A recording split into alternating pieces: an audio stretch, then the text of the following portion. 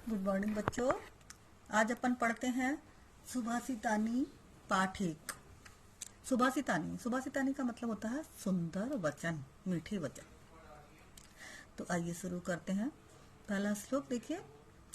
गुणा गुणगेषु गुणा भवन्ति ते निर्गुणम प्राप्य भवन्ति दोषा सुस्वादतोया प्रभवन्ति नद्यः समुद्रमासाद्य भवन्ति पिया। क्या मतलब है इसका? गुणा गुणगेषु, गुण जो है वो गुणियों में ही गुण के समान रहते हैं। गुण गुणियों में ही गुण के समान रहते हैं। जब वही गुण निर्गुणों को प्राप्त हो जाते हैं तब वे दोष बन जाते हैं।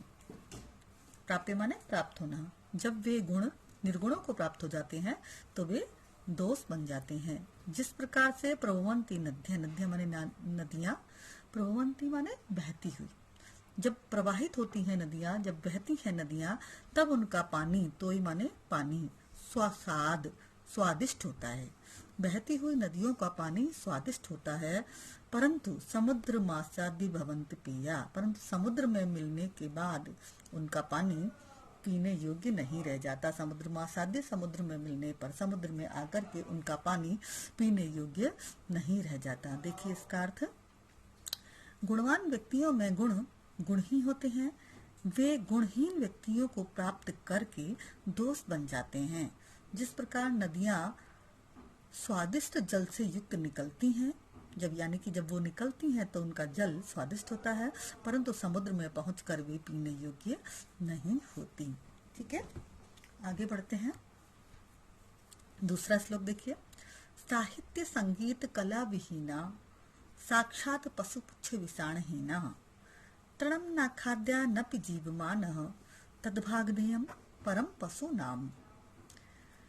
अर्थ देखिए। साहित्य संगीत और कला के बिना, विहीन माने बिना, साहित्य संगीत और कला के बिना, साक्षात मतलब वास्तव में, पशु, पुच्छ विषाण हीना, पुच्छ माने पूंछ और विषाण माने सींग, हीना माने बिना, बिना पूंछ और सींग वाला पशु कैसा है? मनुष्य कैसा है? साहित्य संगीत और कला के बिना साक्षात पशु है जिसके की पूंछ और सींग नहीं है।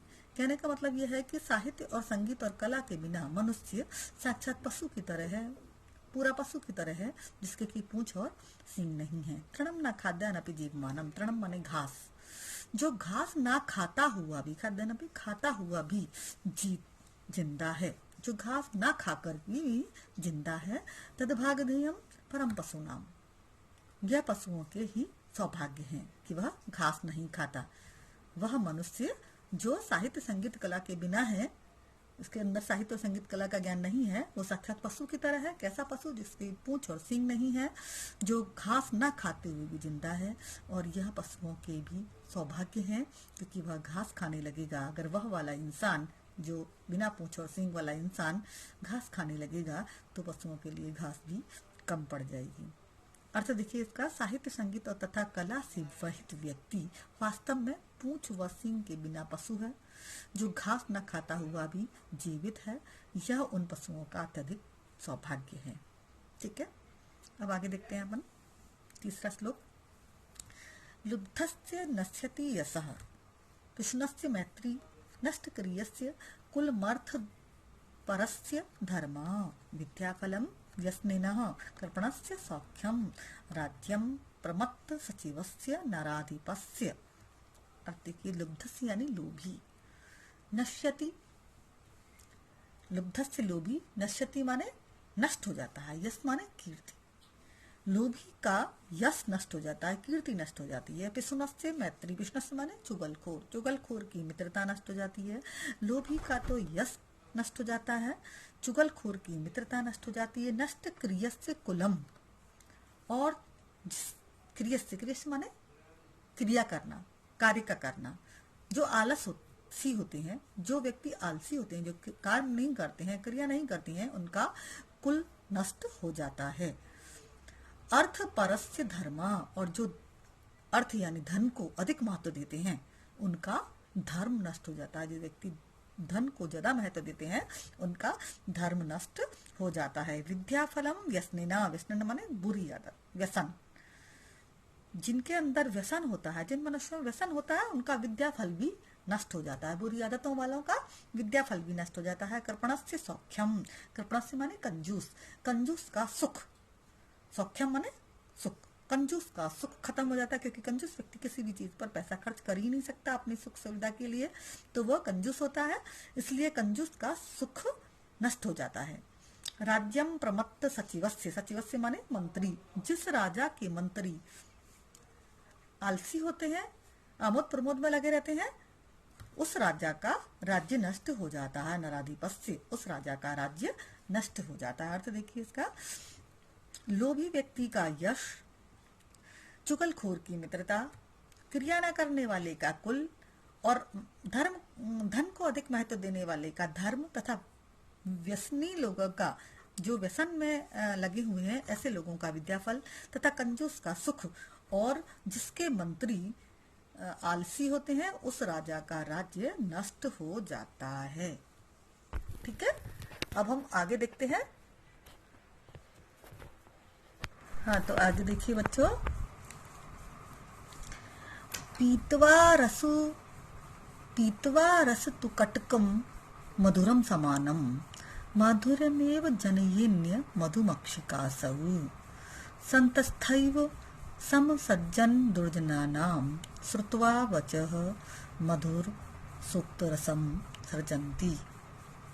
पीत्वा पी करके, रस, रसम माने रस, तु कटुकम कड़वा, मधुरम मधुर, समानम यानी समान रूप से, जो समान रूप से कड़वा और मीठा रस पी करके माधुर्यमेव हमेशा मीठा ही जनती है, निर्माण करती है, मधुमक्षिका, जो मधुमक्खी हमेशा मीठा ही रस निर्माण करती है, दोनों तरह की रस पी करके, मीठा और कड़वा दोनों प्रकार का रस पी करके केवल मीठा ही रस निर्माण करती है, उसी तरीके से सज्जन पुरुष, संत स्थैव, संत सज्जन पुरुष है, जो महापुरुष है, वो समान रूप से सज्जन और दुर्जन दोनों प्रकार के व्यक्तियों के वचन सुनकर के, वचः श्रुत्वा माने सुनकर के, सज्जन और दुर्जन दोनों ही प्रकार के लोगों से वचन सुन करके हमेशा मधुर वचनों का ही निर्माण करते हैं। सृजंती माने निर्माण करना, सुक्त यानी वचन, कैसे वचनों का निर्माण करते हैं, मधुर वचन। उसी प्रकार से संत लोग जो हैं, महापुरुष जो हैं, वो दोनों ही प्रकार के व्यक्तियों के वचनों को सुनकर, सज्जन और दुर्जन दोनों ही प्रकार के व्यक्तियों के वचनों को सुनकर सदैव मधुर वचन का ही निर्माण करते हैं। जिस प्रकार से मधुमक्खी दोनों प्रकार के फूल मीठे और कड़वे, दोनों प्रकार के कड़वे और मीठे दोनों प्रकार के फूलों से रस लेकर के हमेशा मीठा ही रस, शहद ही निर्माण करती है, उसी प्रकार से जो महापुरुष होते हैं वो सज्जन और दुर्जन दोनों ही प्रकार के लोगों के वचन सुनकर हमेशा मधुर वचन ही सृजन करते हैं। ठीक है, अब आगे देखते हैं अपन। महता प्रकृति सैव वर्धिता नाम परैरपि, न जहाति निजम भावम संख्यासु लाकृति यथा। क्या मतलब है इसका?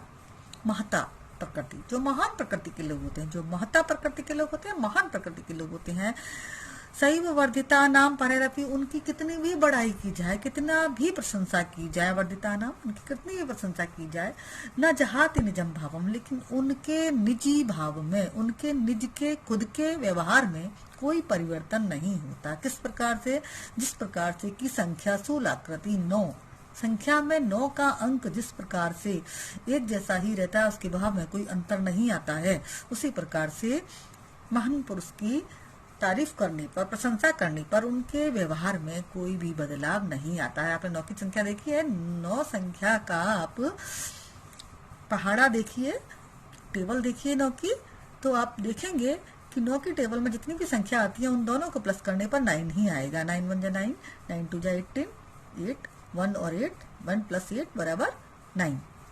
तो उसकी संख्या में कोई भी बदलाव नहीं होता है। पूरी 9 की टेबल देख लेंगे आप, जिस तरह से संख्या में 9 का बदलाव नहीं होता, उसी प्रकार से महान पुरुषों की कितनी भी प्रशंसा की जाए, उनके व्यवहार में कोई भी बदलाव नहीं होता है। और देखिए, दूसरों के द्वारा बड़ाई किए जाने पर भी, प्रशंसा किए जाने पर भी महापुरुषों का स्वभाव अपने भाव का त्याग नहीं करता है, जैसे संख्याओं में 9 का आकार अपने भाव का त्याग नहीं करता है। ठीक है, अब आगे देखिए, स्त्रिया रोचमानायाम सर्वम तद रोचते कुलम तस्या तरोचमानायाम सर्वमेव न रोचते। स्त्रियां रोचमानायाम, जहाँ स्त्रियां प्रसन्न रहती हैं, जहाँ स्त्रियों की प्रसन्नता होती है, सर्व तद रोचते कुलम, वहां पर पूरा कुल प्रसन्न रहता है। जहाँ स्त्रियां प्रसन्न रहती हैं, स्त्रियां खुश रहती हैं, वहां पूरा कुल कुटुंब खुश रहता है, प्रसन्न रहता है। तस्या रोचमानायाम, तस्या तरोचमानायाम, जहाँ पर स्त्रियां प्रसन्न नहीं रहती हैं, स्त्रियां दुखी रहती हैं, सर्वमेव न रोचते, वहां पर कुछ भी अच्छा नहीं होता है, सब दुखी रहते हैं। और देखिए इसका, जिस घर में स्त्रियां प्रसन्न रहती हैं उस घर के सभी सदस्य प्रसन्न रहते हैं, और स्त्रियों के अप्रसन्न रहने पर अर्थात दुखी रहने पर कुछ भी अच्छा नहीं रहता है। यह हमारा पाठ पूरा हुआ, और सुनने के लिए आपको धन्यवाद।